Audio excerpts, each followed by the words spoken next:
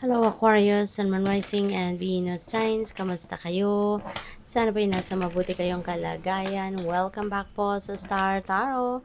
At kung bago kayo dito, welcome din po kayo. Please subscribe, like, share my videos, and leave me a comment kung nakaresonate po kayo. Thank you.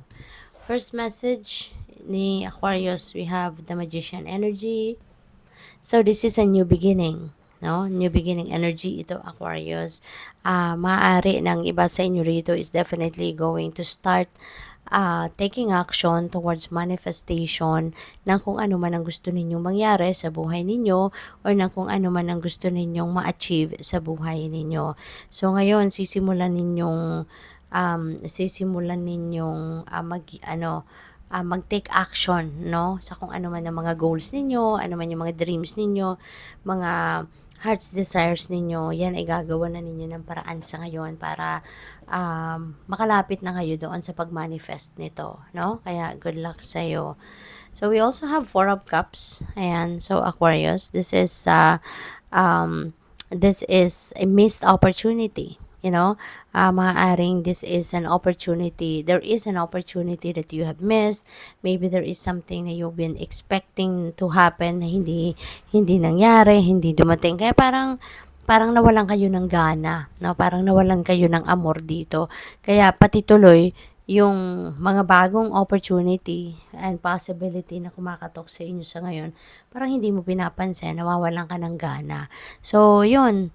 This is a heads up para sa'yo na bangon ka na dyan, asikasuhin mo na, tignan mo na yung mga bagong ina-offer sa'yo ng divine. Kasi, baka ito na, who knows, diba?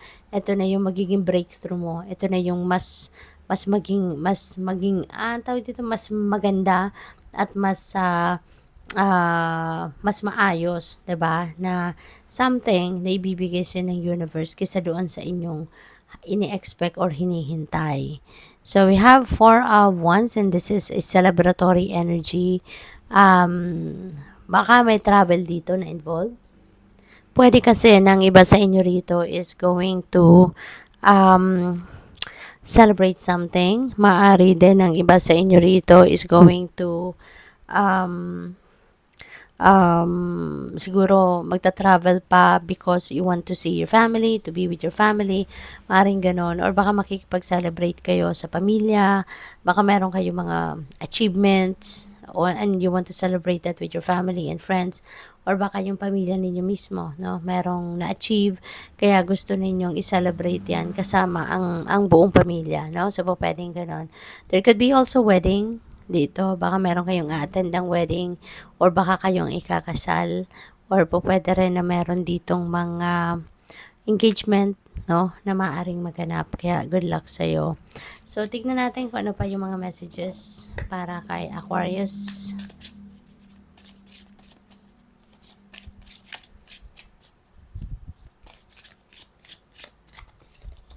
So, we have heart. Ayan. So, parang siguro sa ngayon, ang iba siguro sa inyo dito, lalo-lalo na doon sa mga wala pang love life, baka ngayon magkakaroon na kayo ng love life, no? Maybe this time talagang dumating na or makita mo na yung yung person mo, yung twin flame mo, yung soulmate or eternal love mo, baka ito na yon, Baka ito na yung time na talagang magiging masayang-masaya ka na because magkaka-love life na, 'di ba? At baka 'yun ang gusto mo din na mangyari.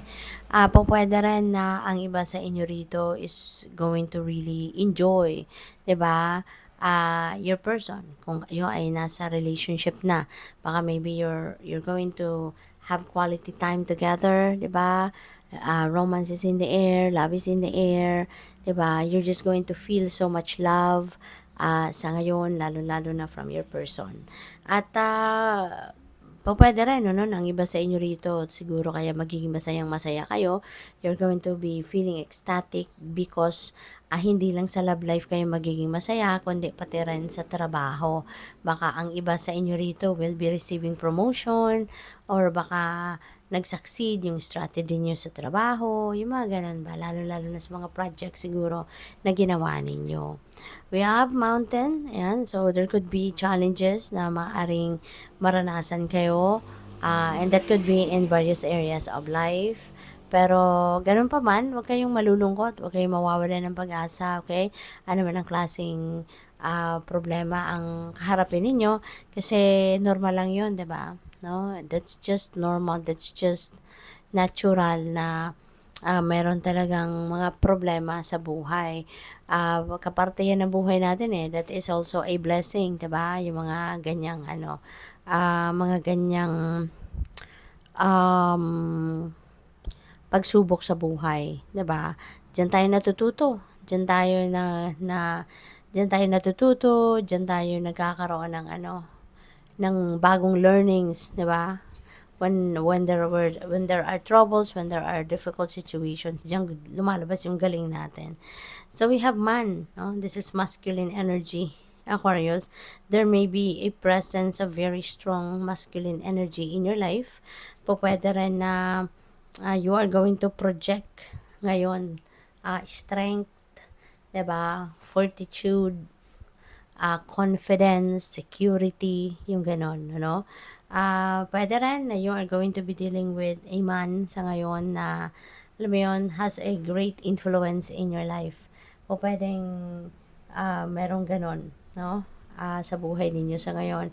Or baka kayo rito yung um, baka kayo yung magkakaroon ng parang you are going to embody the qualities of a man, 'di ba? Matatag, matibay, yung mga ganon. So, good luck. Thank you for watching. Love and light. Namaste.